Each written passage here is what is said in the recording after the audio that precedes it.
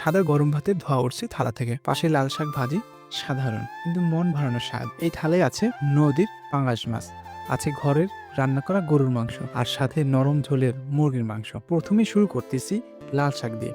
লাল শাক আমার অনেক পছন্দ। আমরা প্রতিদিন আমাদের খাবারের তালিকায় কোনো না কোনো শাক রাখার চেষ্টা করি। এতে তোমার যে ভিটামিনের ঘাটতি থাকবে সেটা কিন্তু পূরণ হবে। তোমাদের কার কার লাল শাক পছন্দ কমেন্ট করে জানাও। তো লাল শাক শেষ করেই সেই নদীর যে পাঙ্গাস মাছটি আছে সেই মাছটি দিয়ে শুরু করলাম। নদীর পাঙ্গাস মাছ অসাধারণ। আমরা চেষ্টা করি সবসময় মাছগুলোকে একটু ভুনা ভুনা খাবার। মাছের কথা কি বলবো, ভুনা মাছের স্বাদ হয় অসাধারণ। তোমরা যারা আসলে ভুনা মাছ খেতে পছন্দ করো না, চাইলে একবার ট্রাই করতে পারো। ভুনা মাছের ঝোল দিয়ে কিন্তু তুমি এক থাল ভাত অনায়াসে খেতে পারবা। আর ভুনা মাছ কিন্তু কখনোই ভাঙে না, একদম আস্ত থাকে। মাছ শেষ করে মুরগির মাংসের পালা।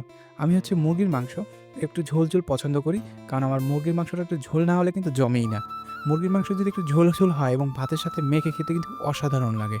তোমরা যারা আসলে মুরগির মাংস ঝোল ঝোল খেতে পছন্দ করো কমেন্ট করে জানিও তোমাদের মতামত। আর মুরগির মাংসের সাথে যদি থাকে আলু, তাহলে তার কোনো কথাই নেই।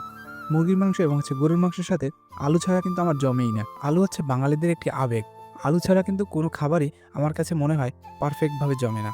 তাই আমরা সবসময় চেষ্টা করি মুরগি অথবা গরুতে কম বেশি আলু দেওয়ার জন্য। যেহেতু আজকে মুরগিতে আলু দেওয়া হয়েছে, তাই আজকের গরুর মাংসে কোনো আলু দেওয়া হয়নি। গরুর মাংসের যে ঝোল অসাধারণ।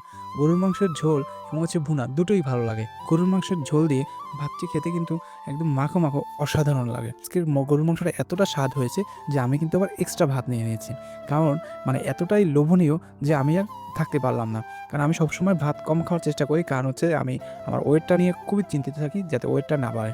তোমরা যারা আসলে ওয়েট কমাতে চাও তাদেরকে বলবো ভাত পরিমাণে খুবই কম খাবে, সবজি যত পরিমাণে পারো মাছ মাংস খাও, তাতে কিন্তু কোনো সমস্যা হবে না। আমি কিন্তু এখন এক্সট্রাভাবে সবজি নিয়ে নিতেছি, কারণ আমি আগেই বলেছিলাম যে সবজি কিন্তু থাকবেই আমাদের খাবারে, সেটা শাক হোক বা পাঁচমিশালি সবজি হোক। তোমরা যারা আসলে ওয়েট কমাতে চাও তাদেরকে বলবো প্রতিদিন 100 গ্রাম থেকে 200 গ্রামের মধ্যে ভাত রাখার চেষ্টা করবা। সব থেকে ভালো হয় তুমি যদি 150 গ্রামের বেশি একটুকু ভাত খাবে না, তাহলে দেখবে তোমার ওয়েটটা খুব দ্রুত কমে যাবে। এবং সেই সাথে পানি ডাল। গরুর মাংসের সাথে যদি পানি ডাল হয় তাহলে তার কোনো কথাই নেই। আমার কাছে এতটা ভালো লাগে, আমি তোমাকে বলে বোঝাতে পারবো না যে আসলে পানি ডাল কতটা ভালো লাগে গরুর মাংসের সাথে। এর স্বাদ হয় অতুলনীয়। যারা পছন্দ করো পানি ডাল খেতে, আমাকে কিন্তু জানাতে ভুলবে না। এবং তোমরা কোন কোন জেলা থেকে আমার ভিডিওগুলো দেখতেছো অবশ্যই কমেন্ট করে জানাও। আর দেখতেই পারতেছো আমি কিন্তু একদম চেটে পুটে খেয়ে ফেলছি, কারণ আমি সবসময় চেষ্টা করি আমার প্লেটে যতটুকু খাবার থাকবে সব খাবার শেষ করার। আমি যতটুকু খাবার খেতে পারবো ততটুকু খাবারই কিন্তু আমি নেই, কখনোই খাবার ওয়েস্ট করি না, কারণ খাবার ওয়েস্ট করা আমার একদমই পছন্দ না। তাই তোমরাও কখনো খাবার নষ্ট করবে না। ভিডিওটি ভালো লাগলে একটু লাইক দিয়ে শেয়ার করে দাও, এবং পরবর্তীতে দেখতে চাইলে অবশ্যই সেভ করে রাখো। দেখা হবে পরবর্তী কোনো ভিডিওতে। আল্লাহ হাফেজ।